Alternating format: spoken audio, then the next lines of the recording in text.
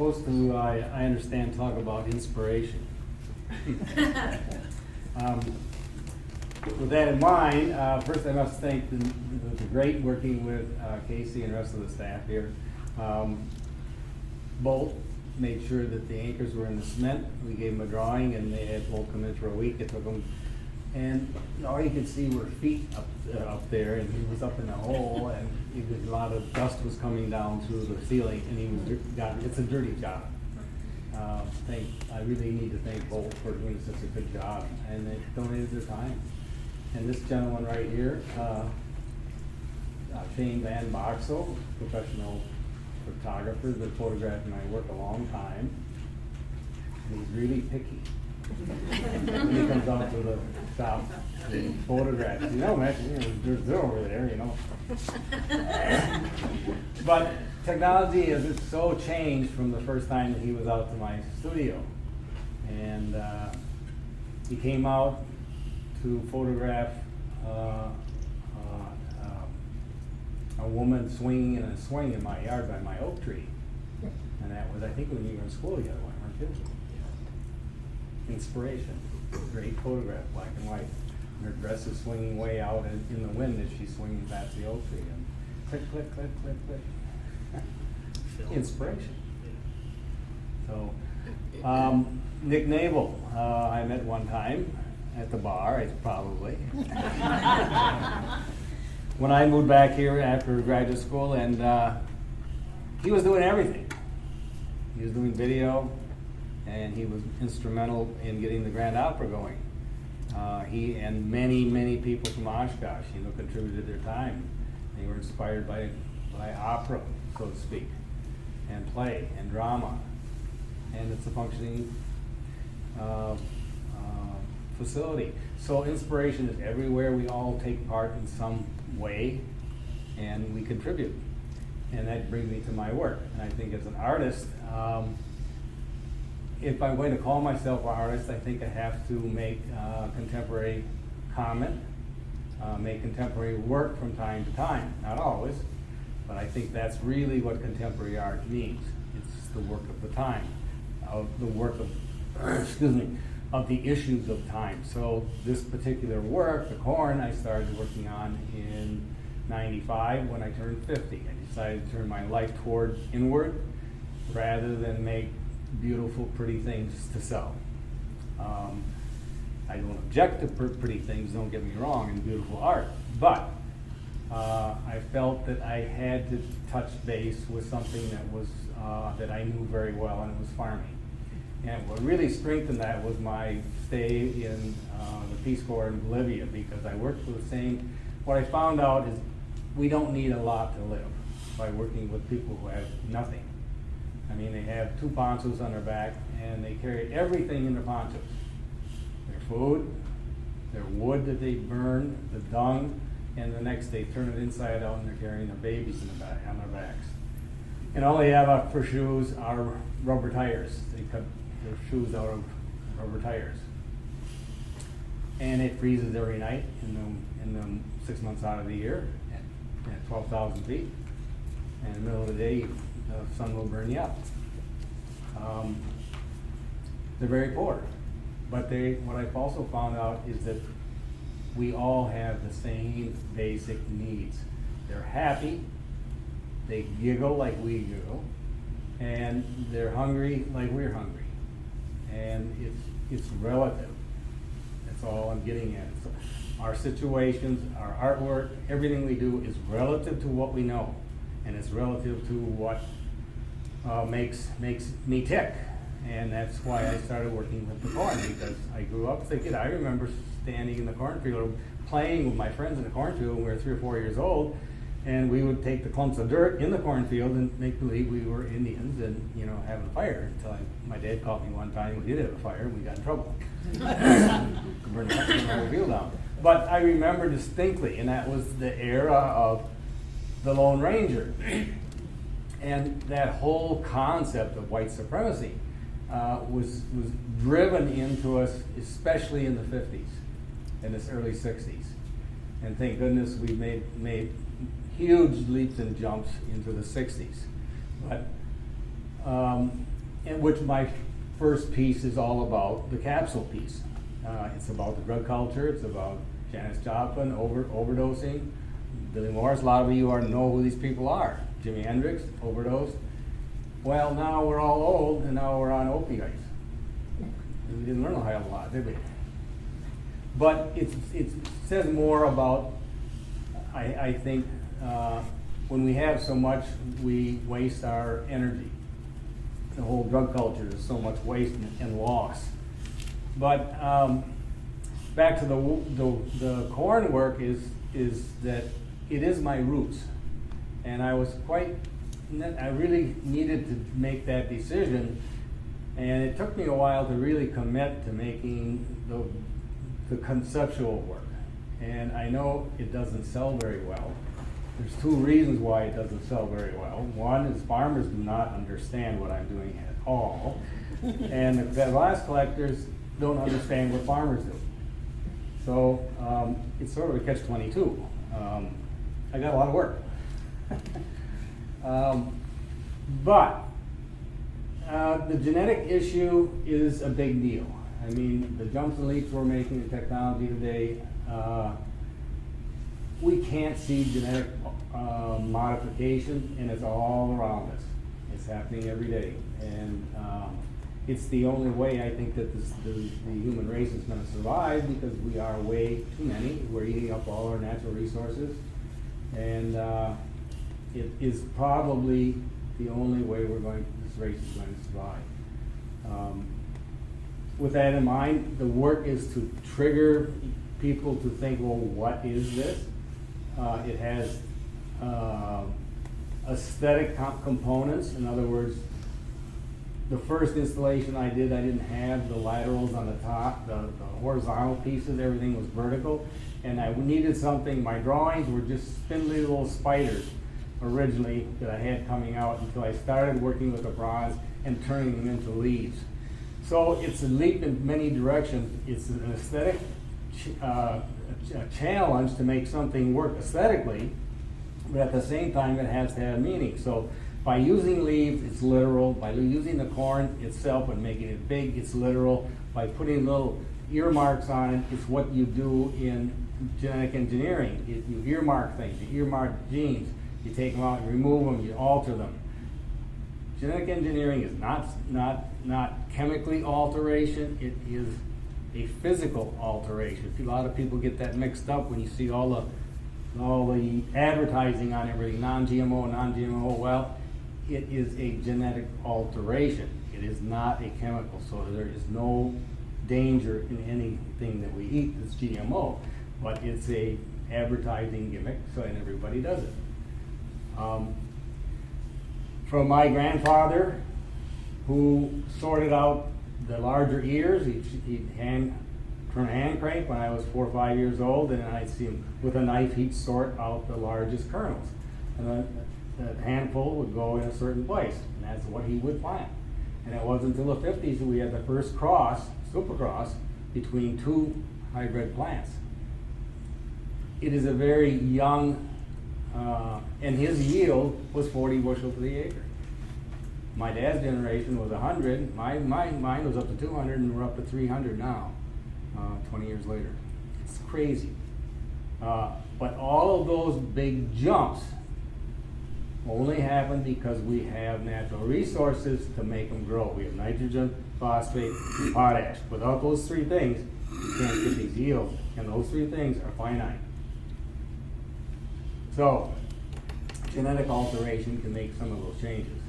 But you have to have an energy to grow anything. You have to have the right stuff. And so this is a long-term installation. I don't know where it's ever going to end up, but it changes when it goes to different museums. This is the first time I've ever had them this close together, and I thought it was a chance to really condense the pieces, so when you push them and move them, you get the clatter, which is one more aspect of a fragile environment that we live in.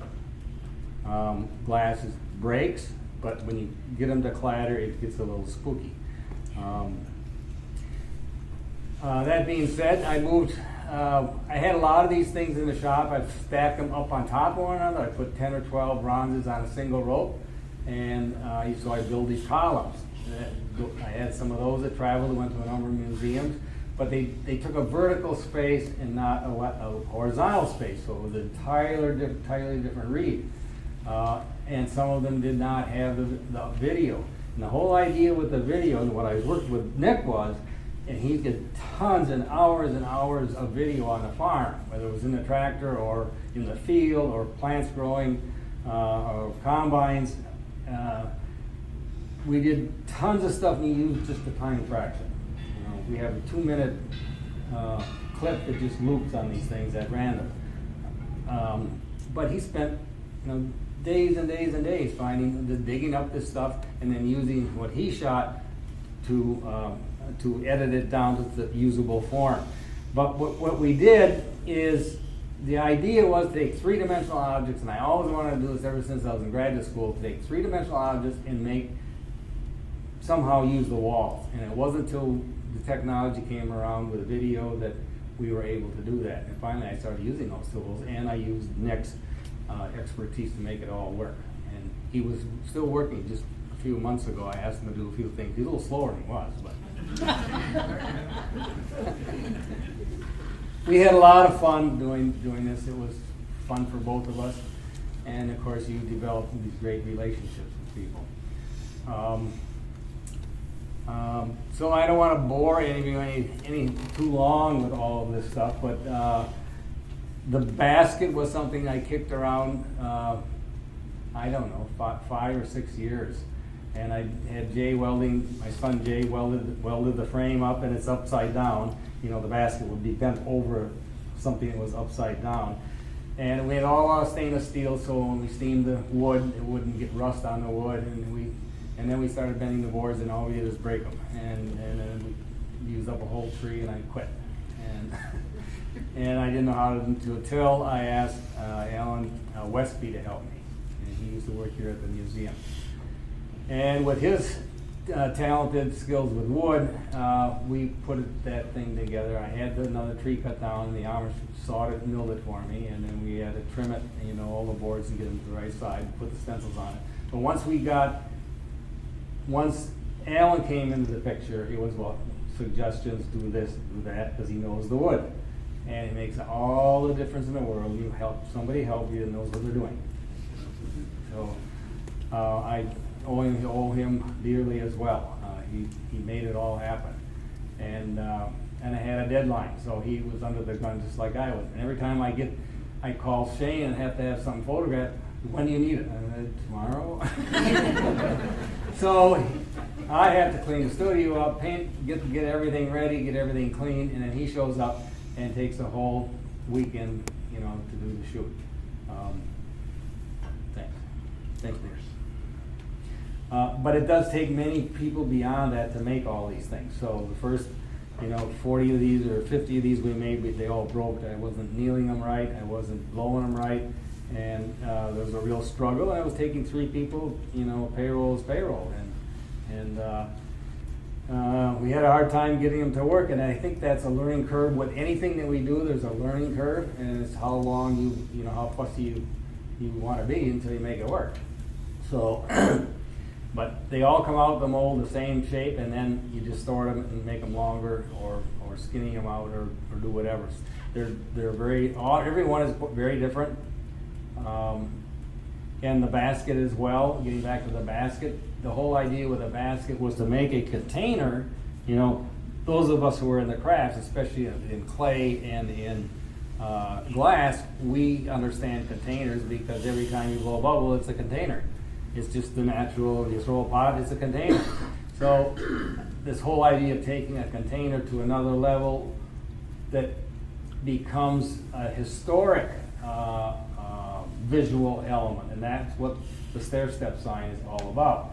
The stair-step sign, for those of you who don't know, is very sacred to the Native Americans, and it was also sacred in other parts of the world, because it represents the terrace for putting your food securing your food and protecting yourself, and put on a hill, a slope, to maintain your strength. If you ever, I was at Machu Picchu one time, and I'm telling you, that's on the top of a mountain in outside of Cusco in Lima. And when I went there, we had to still kind of, it was just a minibus that took us up to it, and we had to take the Indian train to there, and the Indian train would stop for anybody that was standing on the railroad track. So it took 2 hours, normally it would take 10 minutes to go. But when you got on the train, you could have a sheep that was above you, you could have birds hanging on you, chickens. I mean, you were with everybody and every animal you can imagine. But when you get up on Machu Picchu and you look at how big the terrace is, the rocks are, maybe 6 feet across, and then there's these big holes where all the dirt was. And you can't get a knife in any of those blocks. How they did it, I don't know, but it's massive. So when you start thinking about the large pyramids that they built throughout Mexico and Central America, I mean, these are almost monumental as the Great Pyramids are in Egypt. So that stair-step sign is sacred to the Native Americans as the cross is to Christianity. And I've said that to many people here. It's not, we've heard it before. And it really is. You see it on pottery. I was in pottery studios in outside of Bolivia, or outside of La Paz, Bolivia, and all the pottery, it was on every one. And then also the meaning is that everything below the stair, the 2 steps or more, everything is the underworld, which is made up of a lot of reptiles, and the upper world, which is made up of all the heavens, stars, and planets. So I wanted to make a basket that contained everything. So what you see in the basket are the very large, genetically modified ears of corn, but you're also looking at the smaller ears of corn as they continue to dig down in the caves in outside of Mexico City and find the remains. There is smaller ears of corn that at one time were only this big. So you find that in the basket as well. So, and you also find a binary code. The binary code is how we function today as a society. So that basket is holding it all, and it's dumping it out for all of us to take for benefit. The wall piece in here was something, all the bronzes were we took molds off one of the ears of corn. We heated up water-soluble wax, and we put layers of that on until we built up a 1/4 inch. Bronze will shrink a 1/4 inch from the wax. So if you build up a 1/4 inch, that when we lift that piece off, we put a hose on it, and dissolve the water-soluble wax away, and it would fit on there just like glue. And I made a lot of those thinking I was going to be putting them back on the pieces, but it didn't turn out that way at all. They all ended up being individual pieces. But as I worked with them on the wall, especially the long pieces, I liked them, but they just didn't seem to work. And so I wouldn't take them further to finish, or I wouldn't show them anywhere. But when I don't know, it was 19 I finished that. No, this is the most recent piece I finished. And I decided I'm going to put it together. And I had no intention of putting any of those pieces together, but I put one up, and then I put another one up, and I put another one, and then I switched them a little bit. And when I got it all up, I sent a picture to my friend John Clark, who's a pal of mine that teaches or taught in Philadelphia at the Tyler School of Art. And he sent back, and he said it reminded him of notes. And that gave me the idea for the title. So it's called Pursuing Harmony. And what it's about is genetic alteration and the natural world. How well are we going to deal with this challenge? It is a challenge, but that's what that piece is about. But all of those bronzes are a take off the big ears, and then they're patinaed in different ways. And you'll see that there's a few eyeballs in there to add a little bit of an eerie kind of feel to it. But each element really can stand on its own. If you take one off, it can be just as strong as a whole. So I don't know if I could sell them one at a time, or you sell it at a whole, but I really like the idea of combining it and having the harmonic kind of idea along with the genetic